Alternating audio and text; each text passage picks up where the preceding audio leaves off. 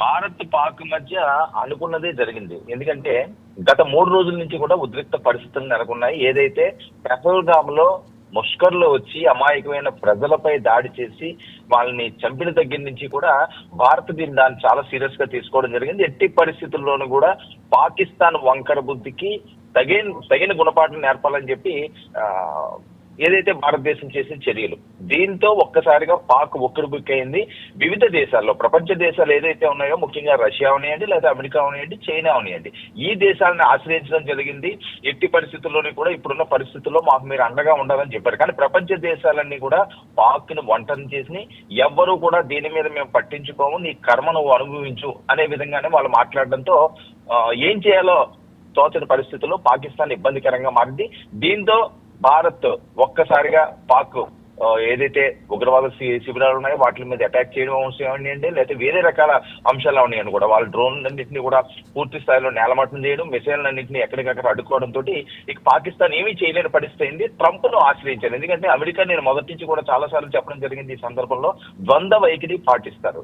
America ఎప్పుడు కూడా పాకిస్తాన్ సహాయం చేస్తూనే ఉంటారని, ఇండియా మా మిత్రులు అని చెప్తూ ఉంటది. సో ఈ విధంగానే ట్రంప్ ఇందులో మధ్యవర్తిత్వం చేయడం అన్నది ఒక మంచి పరిణామంగా పేర్కోవచ్చు. ఎందుకంటే ఈ రోజు యుద్ధం చేసి ఏ దేశంలోనూ ఏ పౌరులు కూడా నష్టపోకూడదు, ఆస్తులు నష్టపోకూడదు, ఇబ్బందికర పరిస్థితుల్లో ఏ దేశం కూడా వెళ్ళకూడదు. కానీ పాకిస్తాన్ తను చేస్తున్న వైఖరి, తన కవ్వింపు చర్యలు, ఈ తత్వమైన ఈ ధోరణి, దీని నుంచి పూర్తి స్థాయిలో ఇప్పటికైనా సరే బయటపడి వాళ్ళ పాలన వాళ్ళు చేసుకుంటే ఎవరికి ఇబ్బంది లేదు.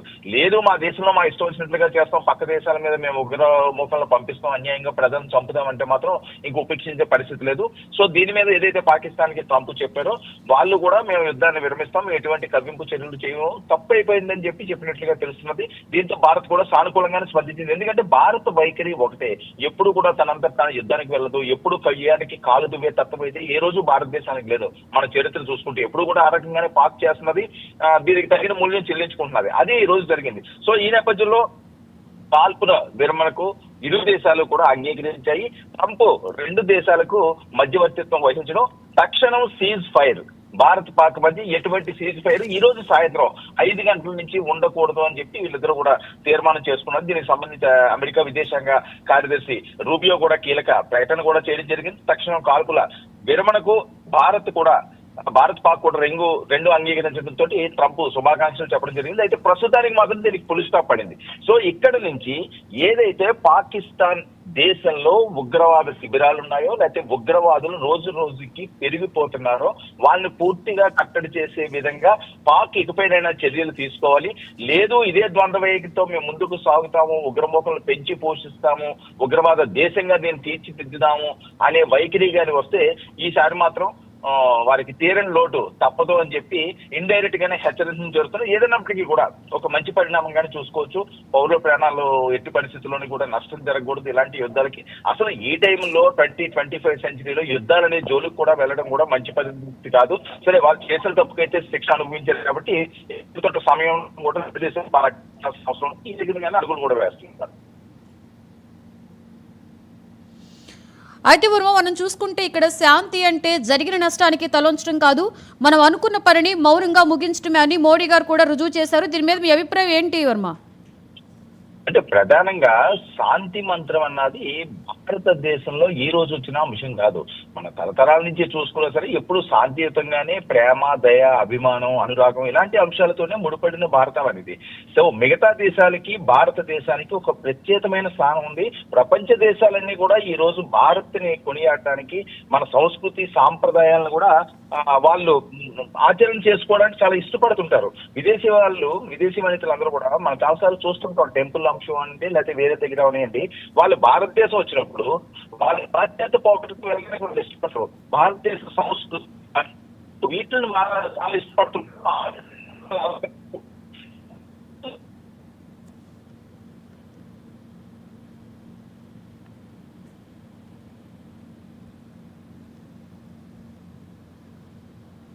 వర్మ,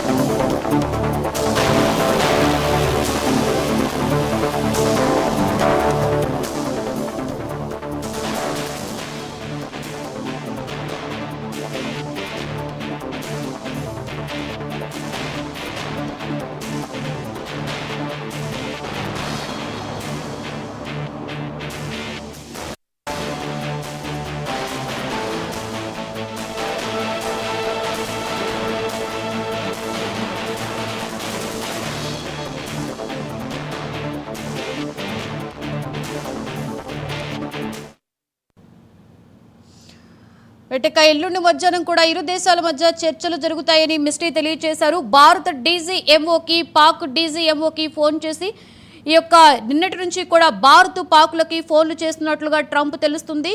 ఈ నేపథ్యంలోనే యుద్ధం విరమిస్తున్నట్లుగా ఈ ఇరు దేశాలకి కూడా ట్రంప్ శుభాకాంక్షలు తెలియజేస్తున్నట్లుగా మనకి బ్రేకింగ్ న్యూస్లో తెలుస్తుంది. ఇరు దేశాలకి కూడా ట్రంప్ తన యొక్క ఎక్స్ వేదికగా కూడా అభినందనలు తెలియజేయడం జరిగింది. ఈ నేపథ్యంలో యుద్ధం ఆగిపోవడం పట్ల పలువురు హర్షం వ్యక్తం చేస్తూ ఉన్నారు. కాల్పులు నిలిపివేసినట్లుగా కూడా మీడియా ముఖంగా మిస్ట్రీ ప్రకటించినట్లుగా తెలుస్తుంది. Good evening, ladies and gentlemen. I have a very brief statement to make. Following that, as you know, there will be a briefing by my colleagues from the military. The Director General of Military Operations of Pakistan called the Director General of Military Operations of India at 15:35 hours earlier this afternoon. It was agreed between them that both sides would stop all firing and military action on land and in the air and sea with effect from 1700 hours Indian Standard Time today. Instructions have been given on both sides to give effect to this understanding. The Directors General of Military Operations will talk again on the 12th of May at 1200 hours. Thank you.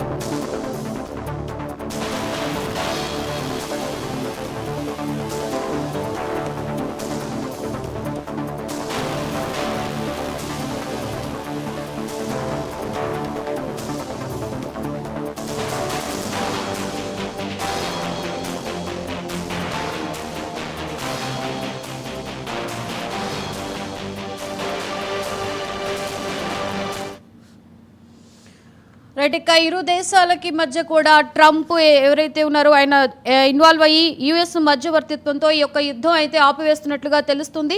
నిన్నటి నుంచి కూడా భారత్ డీజీఎంఓకి అలాగే పాక్ డీజీఎంకి కూడా ఫోన్లలో మాట్లాడి ఇరు దేశాల మధ్య కూడా యుద్ధం ఆపేస్తున్నట్లుగా తెలుస్తుంది.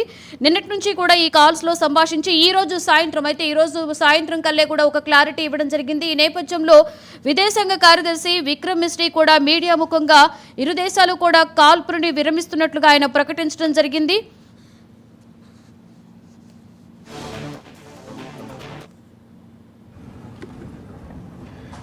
Good evening, ladies and gentlemen. I have a very brief statement to make. Following that, as you know, there will be a briefing by my colleagues from the military. The Director General of Military Operations of Pakistan called the Director General of Military Operations of India at 15:35 hours earlier this afternoon. It was agreed between them that both sides would stop all firing and military action on land and in the air and sea with effect from 1700 hours Indian Standard Time today. Instructions have been given on both sides to give effect to this understanding.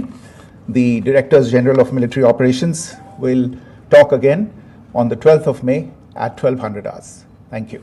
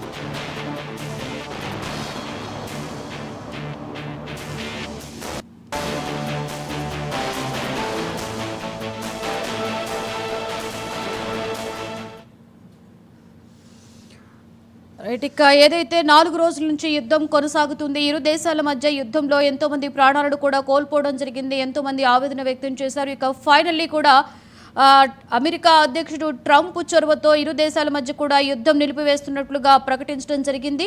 ఈరోజు మధ్యాహ్నం ఫోన్ల ద్వారా చర్చలు జరిగినట్లుగా తెలుస్తుంది. ఇక ఈరోజు సాయంత్రం 5 గంటల నుంచి కూడా ఇరు దేశాలు కూడా కాల్పులకు విరమించినట్లుగా తెలుస్తుంది. ఏదైతే జరిగిందో ఈ దాడిలో కూడా పాక్ భారీగా నష్టపోయినట్లు తెలుస్తుంది. ఇక ఎల్లుండి మధ్యాహ్నం ఇరు దేశాల మధ్య కూడా చర్చలు జరుగుతాయని మిస్టీ తెలియజేశారు. అయితే భారత డీజీఎంఓకి ఇటు పాక్ డీజీఎంకి కూడా ఫోన్లు చేసి ట్రంప్ ఇద్దరితో కూడా మాట్లాడి ఈ యొక్క సమస్యని ఒక కొలిక్కి తీసుకొచ్చిన నేపథ్యంలో యుఎస్ మధ్యవర్తిత్వంతో కాల్పులకు భారత్ అయితే అంగీకరించడం జరిగింది. పాక్ అభ్యర్థులతో కాల్పుల విరమణను కూడా భారత్ అంగీకరించినట్లు తెలుస్తుంది. ఇక ఇరు దేశాలకి కూడా ఈ నేపథ్యంలో అమెరికా అధ్యక్షుడు ట్రంప్ అభినందనలు తెలియజేస్తూ తన ఎక్స్ వేదికగా కూడా ఒక పోస్ట్ అయితే వెలువరించడం జరిగింది. ఇదే నేపథ్యంలో విదేశాంగ కార్యదర్శి విక్రమ్ మిస్రీ కూడా ఇరు దేశాలు కూడా కాల్పులు విరమించుకున్నట్లుగా ఈ యుద్ధం ఇంతటితో నిలిపివేస్తున్నట్లుగా కూడా ఆయన ప్రకటించడం జరిగింది.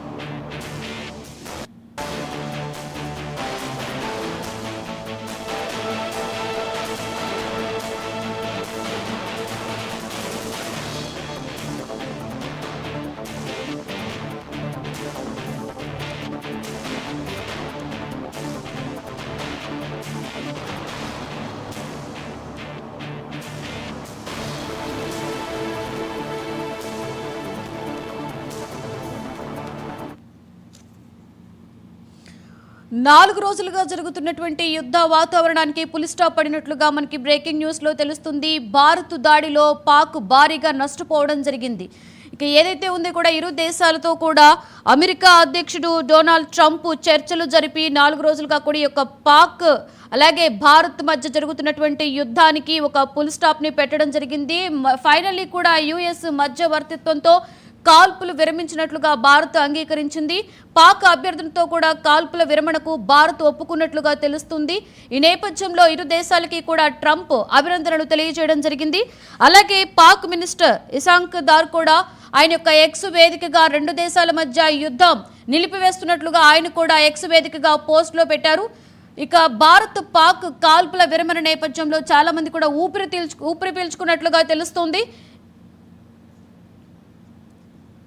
ఈ రోజు మధ్యాహ్నం ఫోన్ల ద్వారా కూడా చర్చలు జరిగినట్లుగా తెలుస్తుంది. ఇదంతా కూడా విక్రమ్ మిస్ట్రీ విదేశాంగ కార్యదర్శి విక్రమ్ మిస్ట్రీ కూడా మీడియా ముఖంగా ఆయన తెలియజేయడం జరిగింది. భారత్ దాడిలో పాక్ భారీగా నష్టపోయింది. ఇక ఇరు దేశాల మధ్య కూడా 4 రోజుల నుంచి కూడా ట్రంప్ చొరవ తీసుకొని అటు భారత డీజీఎంఓకి ఇటు పాక్ డీజీఎంకి కూడా ఆయన ఫోన్లో చర్చలు జరుపుతూ నిన్నటి నుంచి కూడా జరిపినటువంటి చర్చలకు ఈ రోజు ఒక నిర్ణయం అయితే ఒక కొలిక్కి వచ్చినట్లుగా తెలుస్తుంది. యుఎస్ మధ్యవర్తిత్వంతో ఇరు దేశాల మధ్య కూడా యుద్ధాన్ని ఆపివేసినట్లుగా తెలుస్తుంది. ఇక ఈ నేపథ్యంలో ఇరు దేశాలకి కూడా అమెరికా అధ్యక్షులు ట్రంప్ అభినందనలు తెలియజేశారు. అలాగే పాక్ మినిస్టర్ ఇషాంక్ దార్ కూడా ఆయన యొక్క ఎక్స్ వేదికగా యుద్ధాన్ని ఆపివేస్తున్నట్లుగా ఈ యుద్ధం ఇక ఇంతటితో ముగిసిపోయినట్లుగా ఆయన కూడా ఆయన ఎక్స్ వేదికగా పోస్టు పెట్టడం జరిగింది. అయితే తీవ్రవాదం మీద పోరు ఆగదని చెప్పి కొంతమంది కూడా వారి యొక్క ఎక్స్ వేదికలుగా పోస్టు పెట్టడం జరుగుతుంది. ఫైనల్లీ అయితే ఏదైతే జరుగుతుందో ఈ 4 రోజుల యుద్ధానికి అలాగే ఈ యుద్ధ నేపథ్యంలో జరిగినటువంటి భీకర దాడులకి కూడా పులి స్టాప్ పెడుతున్నట్లుగా మీడియా ముఖంగా విదేశాంగ కార్యదర్శి విక్రమ్ మిస్ట్రీ కూడా మీడియా ముఖంగా ఆయన తెలియజేయడం జరిగింది.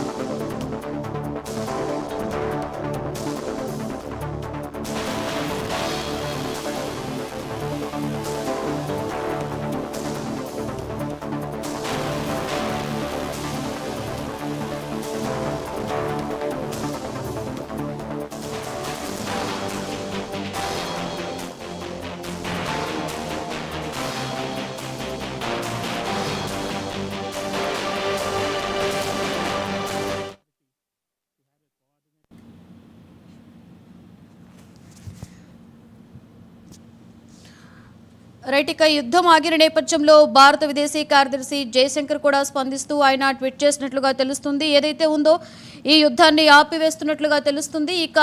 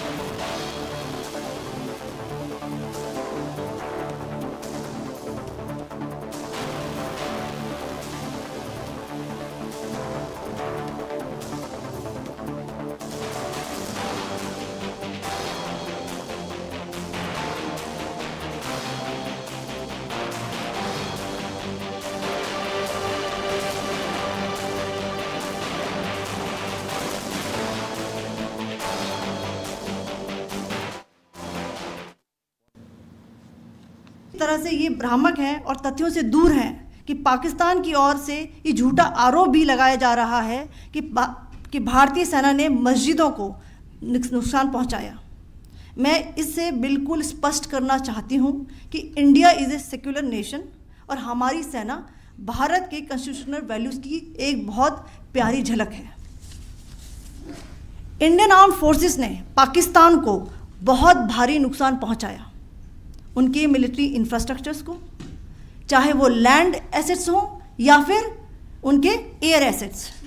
यही नहीं, इंडियन आर्म फोर्सेस ने पाकिस्तान की एयरफील्ड्स स्कर्दू, जकोबाबाद, सरगोदा और बुलारी को बहुत नुकसान पहुंचाया। इसके अलावा पाकिस्तान के air defence system, radar system, उनको भी एयर स्पेस में अनटेनेबल किया।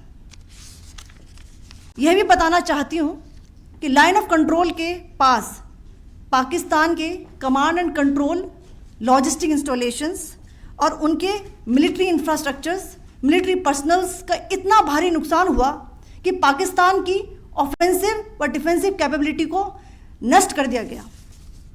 अंत में मैं फिर से ये बात दोहराना चाहूँगी, इंडियन आर्म फोर्सेस पूरी तरह से तैयार है, सतर्क है और भारत की संप्रभुता और अखंडता की रक्षा के लिए पूरी तरह से कमिटेड है। धन्यवाद। जय Hind.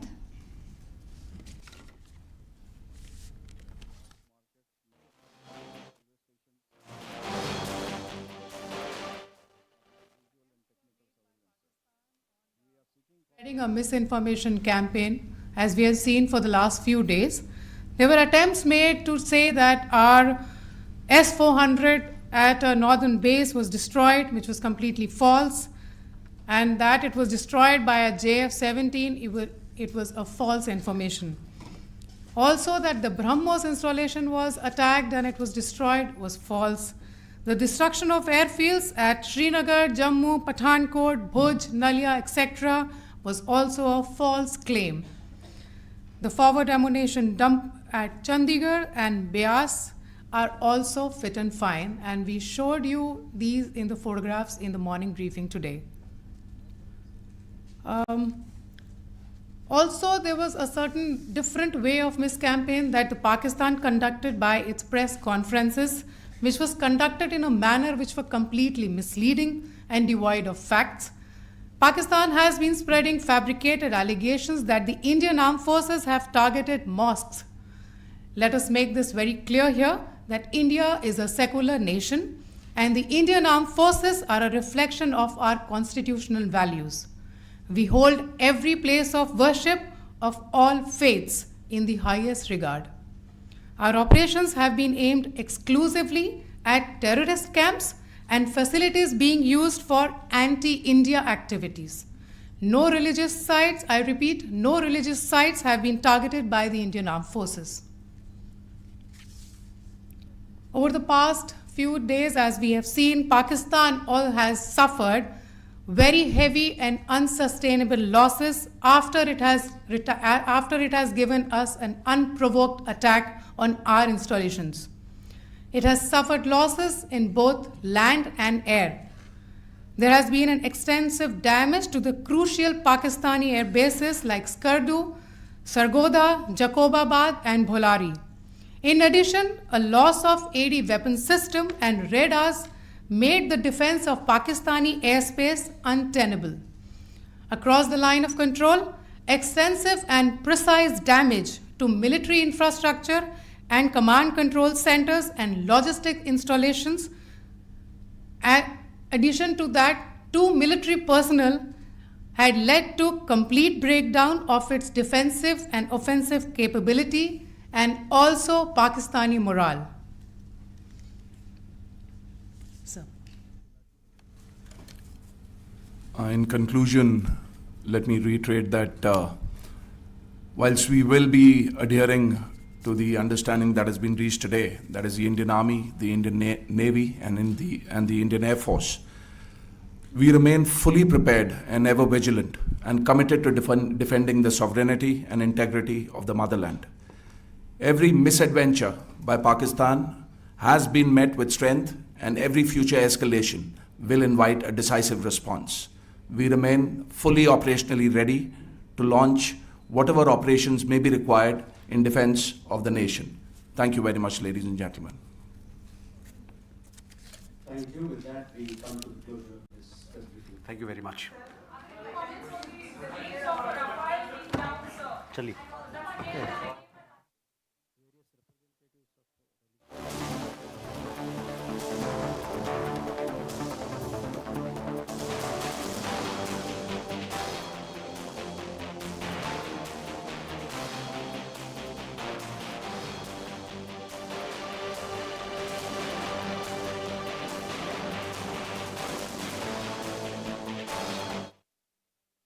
Let me reiterate that whilst we will be adhering to the understanding that has been reached today, that is the Indian Army, the Indian Navy, and the Indian Air Force, we remain fully prepared and ever vigilant and committed to defending the sovereignty and integrity of the motherland.